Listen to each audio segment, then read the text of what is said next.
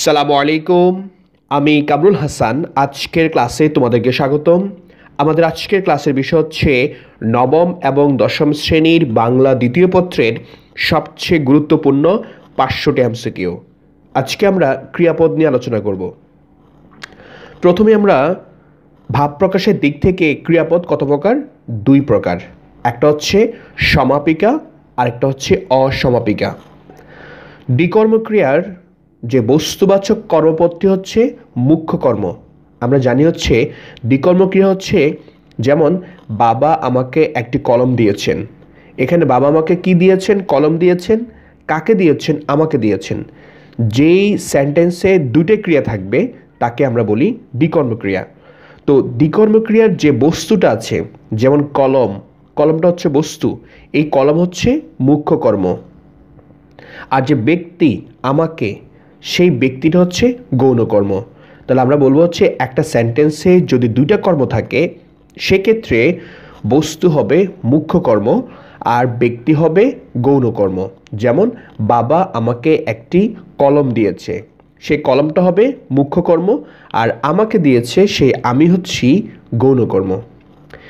এরপর হচ্ছে প্রযোজক ক্রিয়া। সেই প্রযোজক ক্রিয়ার অপর নাম হচ্ছে নিযন্ত ক্রিয়া। আর প্রযোজক ক্রিয়া কাকে বলে? যে নিজে না করে যখন অন্যকে দিয়ে যখন কাজটা করানো হবে, তখন সেটাকে বলা হবে প্রযোজক ক্রিয়া। যেমন মা শিশুকে চাঁদ দেখাচ্ছে। এখানে মা হচ্ছে প্রযোজক, কারণ মা কাজটা অন্যকে দিয়ে করাচ্ছে।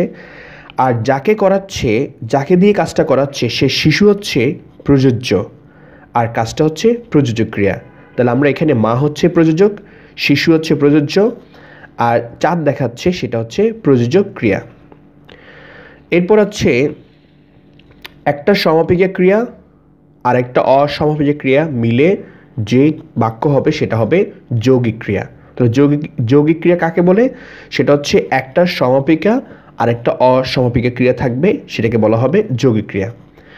শিক্ষায় মন সংস্কার মুক্ত হয়ে থাকে, এটা একটা যৌগিক ক্রিয়া। এটা কি অর্থ হচ্ছে? এটা হচ্ছে অভ্যস্ততা অর্থে।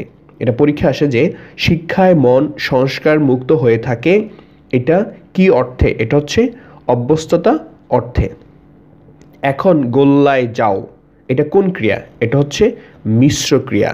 কারণ এখানে যা ধাতুটা এখানে অ্যাড হলো, যুক্ত হলো, সেই কারণে এটা হবে মিশ্র ক্রিয়া। তোমরা এই দুটো সেন্টেন্স মুখস্থ রাখবে, কারণ এই দুটো সেন্টেন্স সরাসরি পরীক্ষা আসে।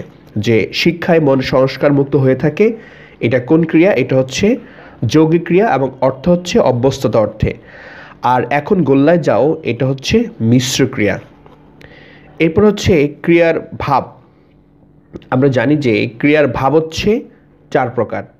ক্রিয়ার ভাব কত প্রকার? 4 প্রকার। নির্দেশক, অনুজ্ঞা, সাপেক্ষ এবং হচ্ছে আকাঙ্ক্ষা।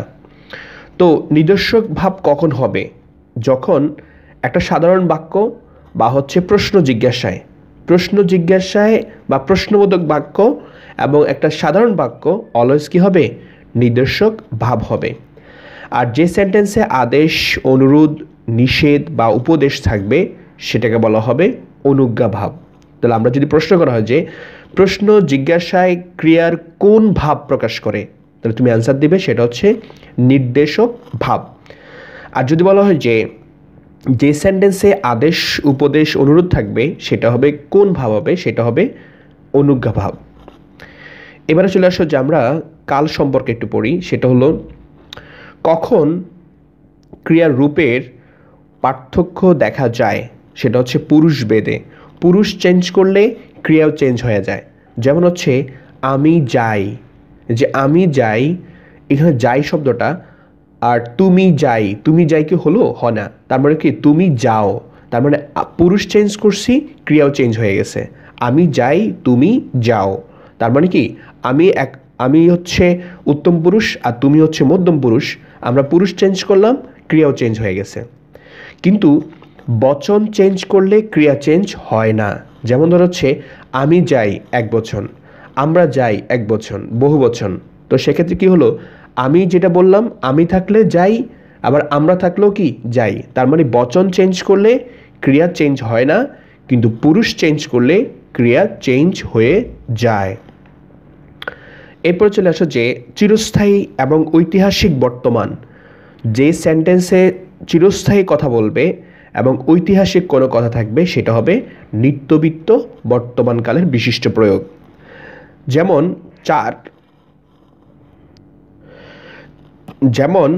4 আর 3 7 হয়, এটা একটা ঐতিহাসিক সত্য, মানে বা এটা হচ্ছে চিরস্থায়ী সত্য কথা যে 4 আর 3 কি হয়, 7 হয়।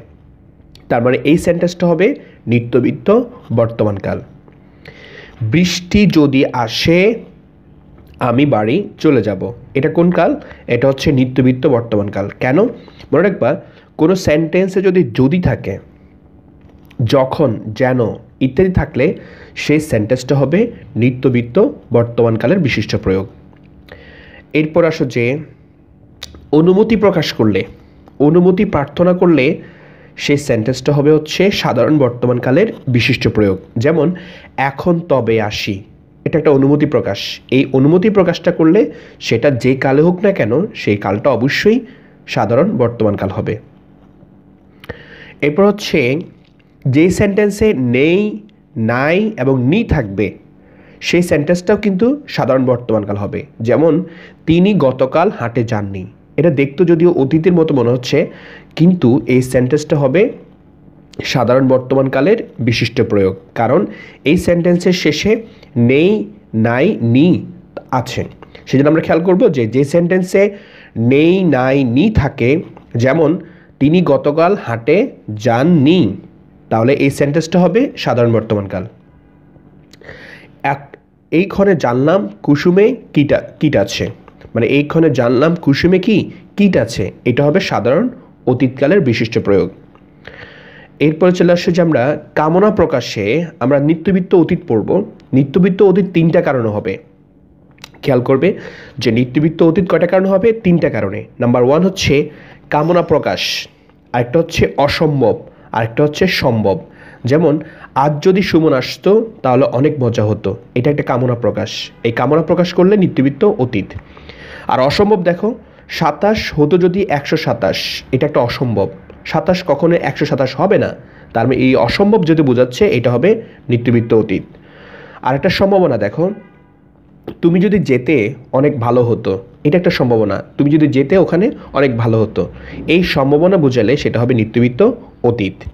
এই সেন্টেন্সটা খুবই ইম্পর্টেন্ট যে 27 হতো যদি 127, এটা অসম্ভব বোঝাচ্ছে, আর অসম্ভব বুঝাইলে সেটা হবে নিত্যবিত্ত অতীত।